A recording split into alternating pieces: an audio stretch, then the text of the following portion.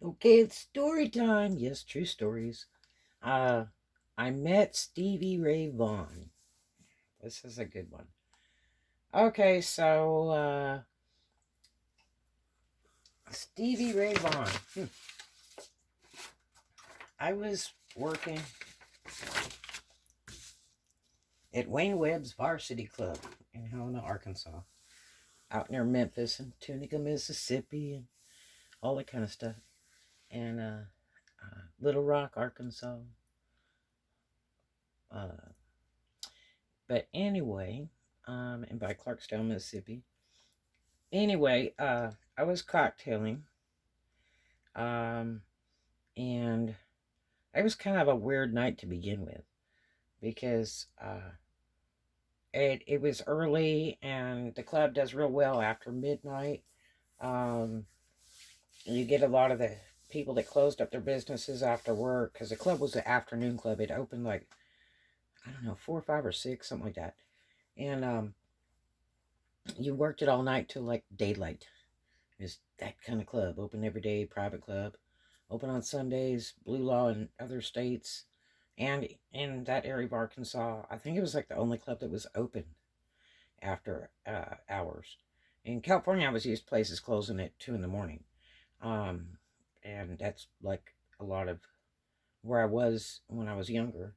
Was California, Southern California, Beverly Hills, Marina Del Rey, Santa Monica. But anyway, so it's real weird to go to places that are open after hours. Very strange. Um, in California, they're like illegal clubs if they're open after hours. And the only other place that's open after hours, like Vegas, which is 24 hours, in Hawaii. But it was real interesting. Wandered around holding my tray. We had probably 3 or 4 customers at the bar, and this one part of the club that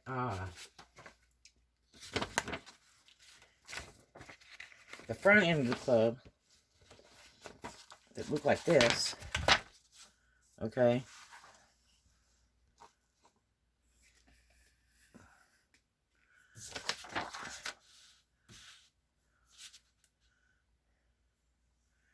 It was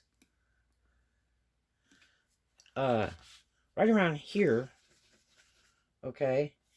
Um there was like these parts scrap rug and some a rubber mat and stuff just all kind of laid up in this one part. And it was real soft when you walked through here and almost bouncy. Okay. And I was wearing cowboy boots, and when I run through there to go to the back room to serve cocktails, that part of the floor just bugged me. It was weird. I mean, you about had to always walk through it because there were people usually all around. So you kind of had to always walk through it. But we were bored and stuff, and Mary was bartending that day. Um, and I said, "What is with these rugs?" Because one of them had buckled up. And so I picked up one, picked up the next one, and another one. And then I said, "What the heck?" And Mary said, "What?" I said, "There's a black hole here." And I mean, this thing was like 3 foot across, and it was just pitch black down there, but it looked like it was like way down there. And actually, that was like the basement to this old building, which I think used to be a hotel years ago, or its offices or something originally. But the only thing that used in that area in that day was the bar. The bar was the only thing on the lower part of that building. Everything else was closed and vacant. But the bucket used to sit there when it rained because it would come through the ceiling, which was coming through like 10 floors above it in this old building. And so it was really weird. That freaked me out. And Mary goes, cover it up before Wayne sees it. He'll freak out. Wayne Webb's the owner of that club. And so I covered it back up. And boy, I used to try really hard to start walking around that because I thought, man, you fall into the black hole. Club was old. But anyway, so I was working this one night, and it started to get really busy. And then it started to get really, really busy. And we had this really, really cool band that used to come down quite often. Um, that one guy was a gray-haired guy that used to play guitar. He was really, really good. And he had like long gray hair straight. And they used to do like a lot of old Mississippi songs. The one step, I think it's called one step, two step more.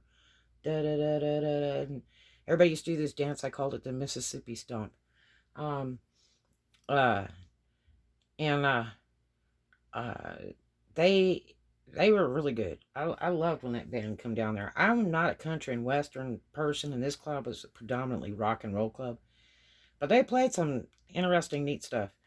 And you get used to it after a while. When you're around working it constantly, you kind of start to like a couple of songs. It's kind of different music, but they didn't do a lot of that crying in your beer stuff or anything because the club was really predominantly rock and roll. So anyway, and that kind of music was real new to me because I am like, the Elton John and Carole King, Carol Baker Sager, Baja. I like jazz, samba, some rock and roll, um, Sadaka, Mama Cass, Neil Diamond, uh, all kinds of different stuff. I like Michael Jackson and Mariah Carey and Sinatra and Dino and all kinds of cool stuff. Um, and my parents, like, they were like, um, my dad was like king of the twist, and he liked some of the old 60s songs, and my mom liked um, old flyboy music, like Lucky Lindy and stuff like that. She loved all that stuff. Uh, and neither one of my parents could sing. Um, and then my grandfather was like the king of the polka. He was in the Danish military and a wrestler for the Danish king and all that. And he was king of the polka, and spoke Danish most all the time.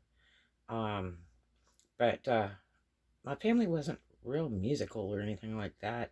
My mom knew how to play some piano, and she taught me some piano. My dad tried to learn the guitar, but that never worked. And then I played several different instruments, violin, a little bit of flute. I liked the drums. That was kind of cool. Guitar, violin. I hated violin. Nice, pretty instrument, but I hated it. I guess because my parents forced me to take it. I absolutely hated it. But guitar is my thing. I really like guitar and piano. And then I was into harmonica and stuff when I was like 12. I really liked harmonica and really wish I could play it like some of these blues people do, when I learned about blues. But anyway, so it's just kind of different music, I guess what you call like Mississippi music. Um, so this one night I was working at varsity. It started to get busier and busier, and the back room that you work at the varsity club is like this. And this is the upstairs deck. It's like a big giant balcony with little tiny narrow stairs over here and wrought iron here that I think was gold. And then underneath that balcony there was all kinds of tables on the main floor. Giant dance floor, big stage, bathrooms were back here. You had to go around the back of the stage to go to bathrooms, like big theater bathrooms. They were pretty neat. The women's bathroom was really neat. But when you come in from the front of the club through this little hallway, it was just so pitch black back here. Very little lighting except for the stage. There was a couple little tiny tables here, like little two-toppers. And then one over here on the wall by the stairs. And I was serving this one guy right here that night. And so every time, it was kind of cool. Not many people like to sit there, but it was kind of cool because I could check with him every time I went by and back through. And he kind of had a side view of the stage and appeared to be by himself. And he just kind of was there like pretty much the whole night. Really nice guy. He had shoulder length, kind of brown hair, I guess. Kind of a medium brown. Um, Little tiny baby teeth, not good teeth. They're kind of messed up. But really nice guy. He wore a ring, a black onyx ring, this guy. It's funny how I remember all this stuff. Because this was back, ooh, gosh. I would say, let's see, 1986, 87, 88. Probably about 88 or 89, I'm thinking. I worked for Wayne Webb for a lot of years in both of his clubs. He'd opened another club after that. But I worked for him really strong and hard before I went to college there for about a month. And then I still did it till I couldn't take it no more because I couldn't stay up 24 hours. I had a kid that was a couple years old. And it's really hard to like go to college, raise your kid, and work till daylight. But when he was short and stuff, he'd call me and I'd go help him or whatever too. But I worked on and off for him for several years. He ended up being like my brother. He's great people. So he had this ring. I'm thinking it was square. And it was like a sterling silver ring with a big square piece of black onyx.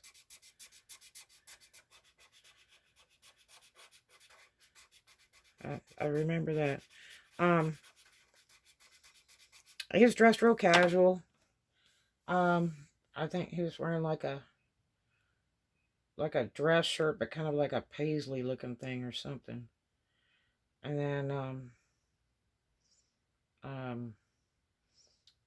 I think, I'm not sure, I'm thinking he was wearing a small hat, like a driving cap or kind of like a Pierre looking cap, something.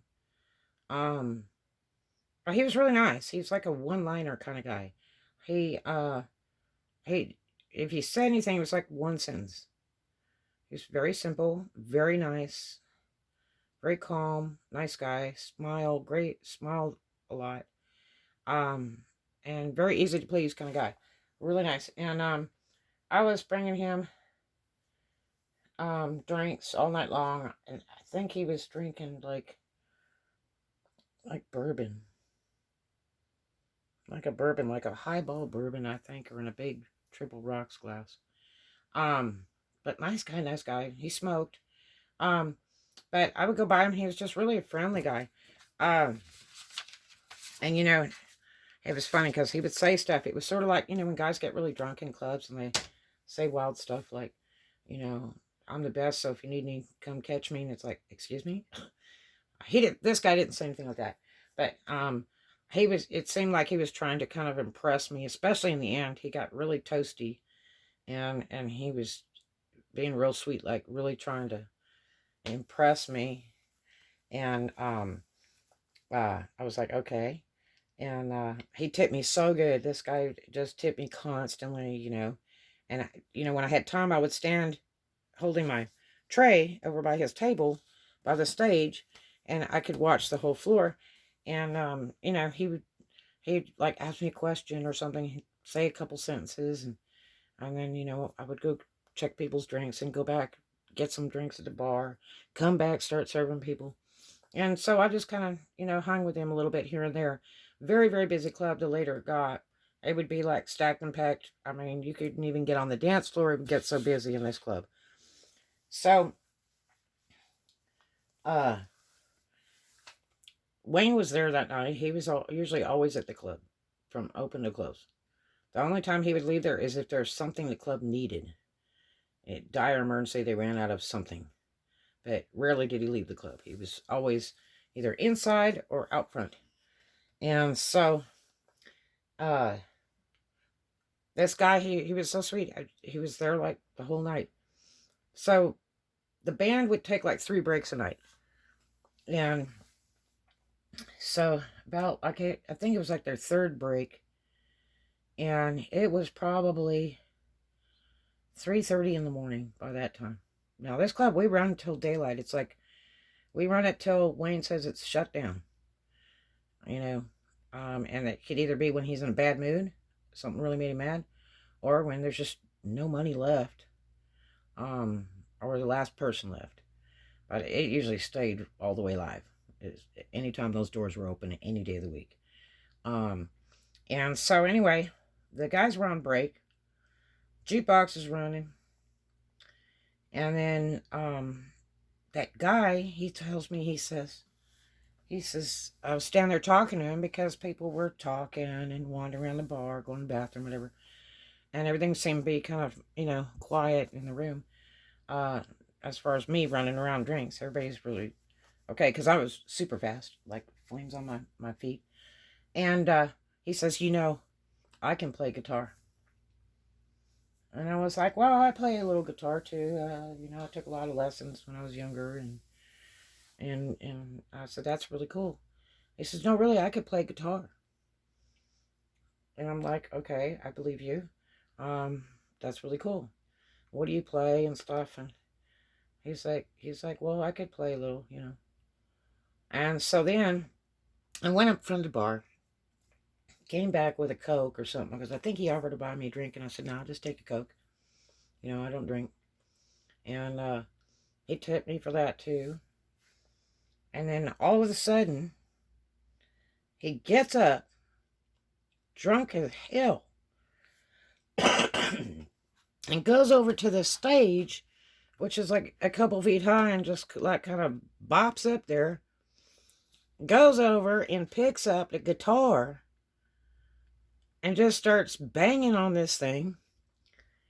And man, I thought Wayne was going to have a freak out, because, like, the worst thing you can do being a customer of a bar is be tapping on somebody's drums, or, when the band breaks and stuff, or be fooling around with their equipment, or jumping up on stage. It's just something you don't do. Okay, it's not polite, it's not appropriate, and these guys spend a lot of money on their equipment.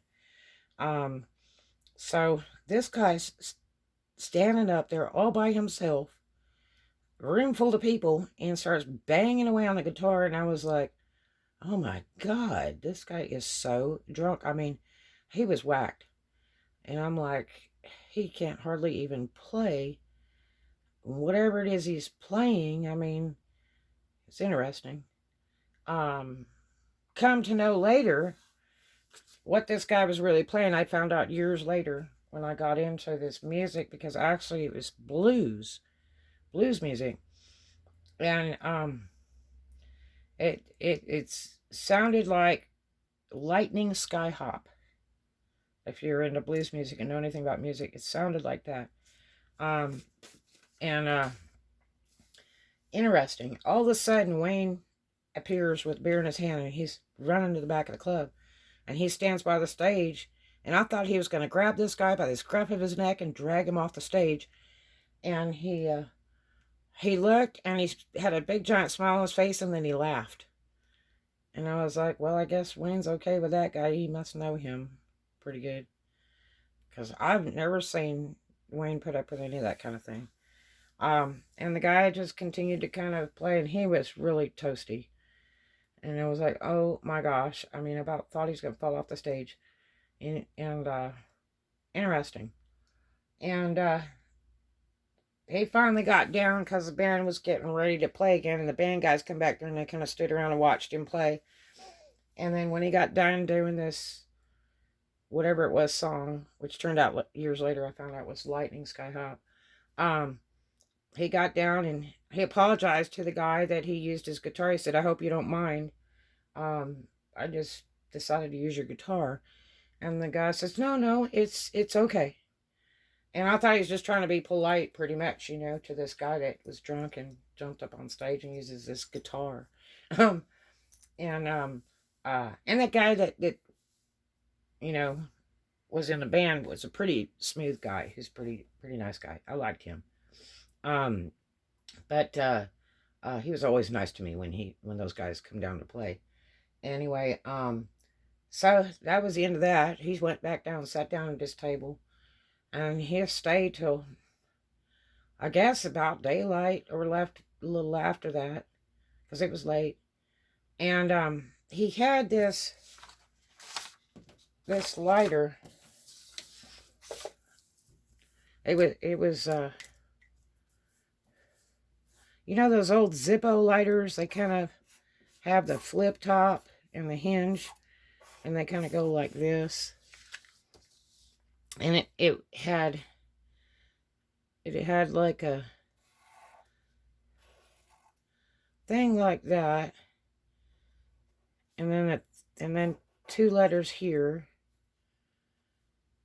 and it looked like that, and it was like solid sterling silver. It was really neat. The guy, when he left his drink and I think a pack of cigarettes and this lighter on the table. And so he had never come back, and I kept watching that table, you know, because it's right in the corner, you know, over there. And nobody wants to sit in the corner. They don't want to be with all the people or whatever. So I was kind of keeping an eye every time I'd gone by there. And, you know, I thought after a while, after about 30 minutes, I figured, well, this guy's probably gone. And I had asked Wayne and the door guy, Ike Harcourt was the door guy that night. And I said, that guy that jumped up on the stage and played the guitar when the band was on break, I guess he left, because he left his drink and cigarettes and his lighter. And he said, oh, they always come back. And I'm like, okay. So the next day, we opened the club at 4. And I'm standing around talking to Ike, the door guy. And I said, I need to see Wayne when he gets here, because he had gone to the market to get some stuff for the club. And I said, because that guy that left his lighter, and Wayne probably knows him, he can get it to him. And so Ike says, okay. And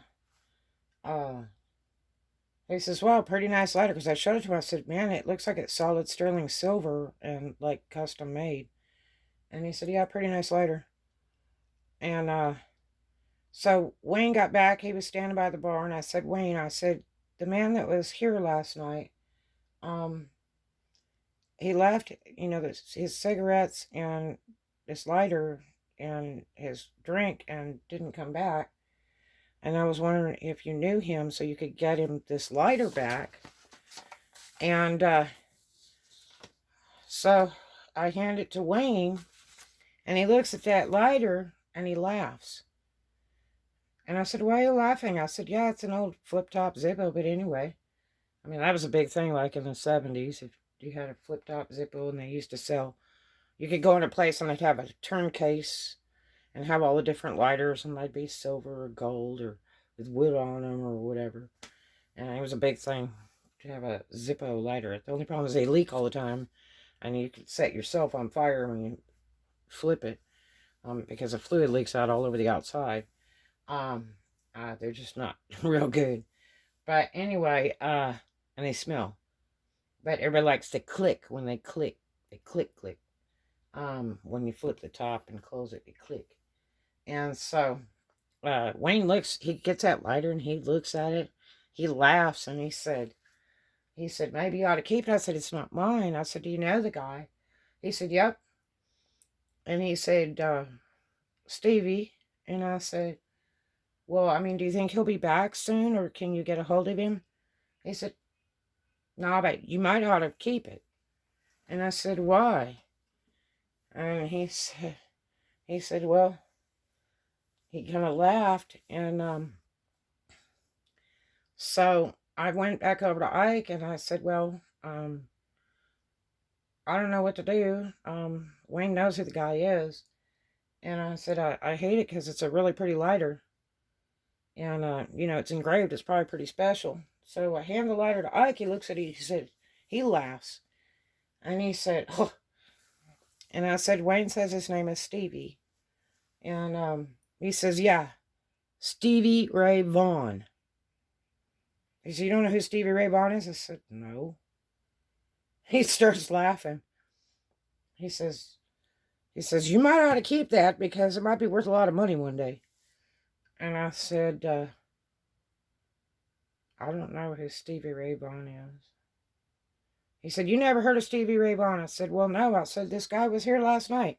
I told you that guy that was all drunk jumped up on the stage and just starts playing one of the band guys' guitars when they were on break.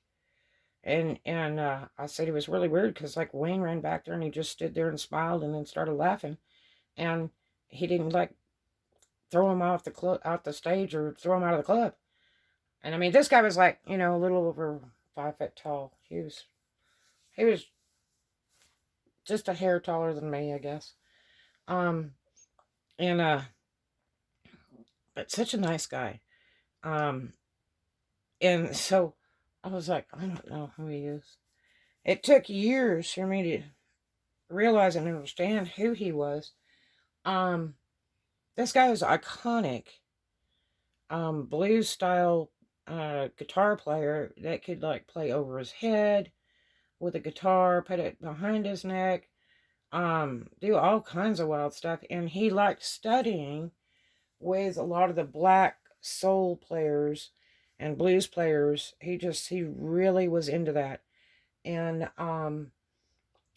incredible guitarist since he was just, a little bitty kid. His brother was in bands and stuff, and his older brother, and he ended up being more famous than his brother. But neat guy, really nice man. And so we were standing there, and all of a sudden that guy comes like flying through the door. And I was standing there by the front door, but like at his desk. Wayne was at the bar. And I looked at him. I said, well, hello. And he goes, hello. He said, you're the pretty lady that waited on me last night. I said, yes, I'm Red. And I said, you know what? You left your cigarettes, your drink, and this lighter. He says, oh my gosh. He says, that's why I came back. Because I was trying to think of what happened to my lighter. And I said, well, it's right here. And I go to hand it to him, and he reaches in his pocket and pulls out $100 bill. Goes to hand it to me. I said, and what is that? I said, you tipped me all night last night. You made my night, okay? This guy was tipping me bills all night long. And like every time I walked by him, he was tipping me big bills. And so anyway, I said, no, you don't have to pay me. It belongs to you. And everybody's like, I can't believe she's going to give him that lighter. Because they knew who he was. I didn't have any clue who this guy was. He was just a nice person that I waited on the night before. But I don't want to take anything from anybody, And so he was like, no, you need to take this. And Wayne yells from the bar, he says, Red, take his money. Take the man's tip, will you? Yeah, and Stevie's like, yes, please, will you? And he said, I appreciate you. He said, that is very special to me. And I said, yeah, it looks like solid sterling silver. I'd never seen a Zippo in solid sterling silver like that. And he says, I really appreciate you doing that. He said, it was my dumb fault. I got distracted, whatever, so I left my stuff and didn't even think about it. And he said, I'm sure glad you picked it up. And I was like, well, okay. So I ended up taking the 100. He went over and talked to Wayne for a minute, shook his hand, bought a few drinks for some people, and walked out the door. And that's the last I saw Stevie Ray Vaughan. At the Varsity Club in Helena, Arkansas. The world-famous Varsity Club of Wayne Webb's. Talk to you guys later. Hope you enjoyed that story. And you have a great one. And as always make a new friend every day. Do something kind for a stranger every day. And show the love. Love everybody. And too much of a good thing is wonderful, and we'll take lots of that. Thanks, Stevie. It was a blast.